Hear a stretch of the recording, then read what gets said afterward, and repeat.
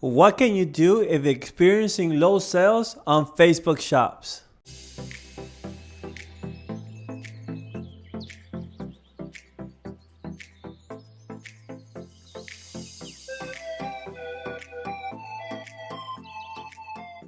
I want to invite you guys to join my free Discord group. Here you're going to get all the information on all my monthly case studies. If you're interested in this, sign up to my free Discord.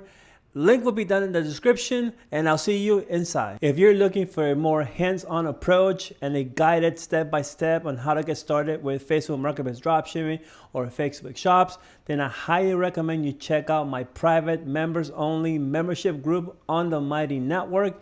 If you want to book coaching calls, then a link will be down in the description. If you're a beginner and just getting started, there's some great items you might be interested in. So if you want to learn more, then check out danielssalesonline.com. What can you do if experiencing low sales on Facebook shops? There are a lot of factors at play that can be impacting your sales performance. So on this video, we're going to deep dive into some of the most common ones that I have found, and I'm going to share with you the findings. So hopefully this helps you to get your shop back on track. First thing I would recommend is start looking at your catalog and start studying, which ones have been your best sellers and which ones are just sitting there and maybe are not getting any views or not getting any clicks on your shop. And then start pruning and maybe getting rid of those items and start finding new products that fit the same criteria of the products that have sold for you very well in the past. So I would definitely spend some time either doing it yourself or get your VA to go ahead and do that for you and reassess your catalog so that way you get some new products in, and hopefully that can kickstart again some sales for your shop. My other recommendation would be is to look at your price and see how your prices are compared to maybe some of your competitors. And this really applies more if you're the drop shipper who is sniping and finding other drop shippers listings and then just taking those items and putting them into your shop. Sometimes sniping can be a good thing, but it can also be like a double-edged sword. So if people are undercutting the price on that particular item and you haven't checked the price in a while, then that could also be impacting your sales in your shop. So you want to take a look, you want to reassess, you want to look at these listings and see how you're priced, so that if there has been some sort of undercutting happening, either you get rid of that listing or you bring the price a bit lower so that you can compete and start getting more sales. Another tip I have for you is to run offers on your shop. So create like a flash sale of your entire catalog. This has been proven to work. I've done this before, especially when I kickstarted one of my shops back in early January. In the very first 2 months, I was really not getting any traction. I started listing more products. I started running more offers on the shop, and I started to see some incremental sales start to trickle in. And over the course of the next 2 months, I really saw a much better performance from a sales perspective when running offers. So I highly recommend you look into that.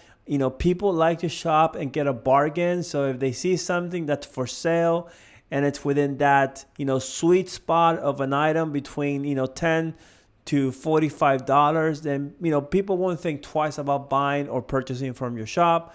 So again, run offers, and I think that will be something that will help you to, start kickstarting your sales if you haven't already done so. You also want to look at your shop and look at what's happening right now, within retail. Like if you go to your local Walmart or your Target, what are they selling? What are these big box retailers, putting up in their displays? And right now we are heading into the summer months. There are holidays that are coming up, such as Memorial Day and obviously the summertime, right? So there's things right now that people want to buy for outdoors, for the patio, for taking vacations, anything outdoor, gardening. So you want to look at these trends of what's happening out in the real world, and you want to kind of take these products and put them in front of your customers. So definitely looking at what sells this time of year, I think is going to help also to uplift your sales. If you right now you're still listing products that maybe people were buying back in January, maybe they're not necessarily doing well right now as we head into the summer months. So again, this kind of goes back to the beginning when I said look at your catalog. This is another version by just kind of focusing on what are the things, the seasons that we're getting into right now. And if you start to focus on that more, I would definitely see improvements, and you should definitely go ahead and give that a try. I also do want to say that this is not a one-size-fits-all approach. There are several factors and different things that can be going on within your own shop that can be affecting your sales performance. So just keep that in mind.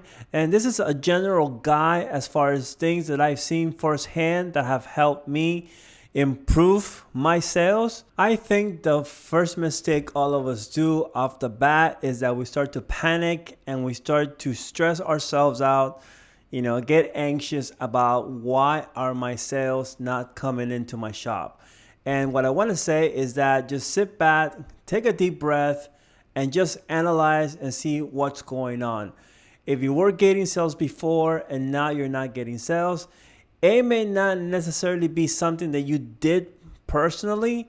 It can just be a cycle where right now you've hit a slump and it might take you a couple weeks to get back out of it and then start getting sales. However, in the meantime, you don't want to sit there with your arms crossed, not doing anything. And the last point I'll leave you with is that sometimes e-commerce can just be totally random and there's basically nothing that you're doing wrong. And it doesn't matter what you change or what things you might do differently. It may still not impact your performance and the fact that you're getting low sales. And sometimes you just have to kind of accept that and just look at it as something that is something cyclical, something that is just happening at the moment, but that eventually is going to get better. And I say this because I had the same problem back in the beginning of the year. So January and February were like horrible months for me in my shop. There wasn't anything that I was doing that seemed to want to be that catalyst to make my shop perform better. Then for some reason, March came and it just took off. And it wasn't like I did anything different. I was still listing consistently. I was still, sniping products that I found data on that were doing very well. I had proven sales history. And I was just rinse and repeat and do the same thing. And my shop finally took off in March. So be patient. Sometimes, like I said, Facebook can be totally random. Sometimes you get the benefit of the sales traffic. It seems like sometimes they kind of take it away from you and you kind of sit there, in the sidelines and wait for it. So don't worry. Don't freak out. The sales will come back. Just be consistent. List every day. Find those good selling items either by sniping or what other method you prefer to use. And your shop will be back to selling in no time. Okay, so thank you guys for watching. And if you're new to the channel, then please consider subscribing. There'll be some links down below. I highly recommend you check them out. And if you're new to the channel, I invite you to check out the video that'll be either listed over here or over here. And I'll see you guys inside.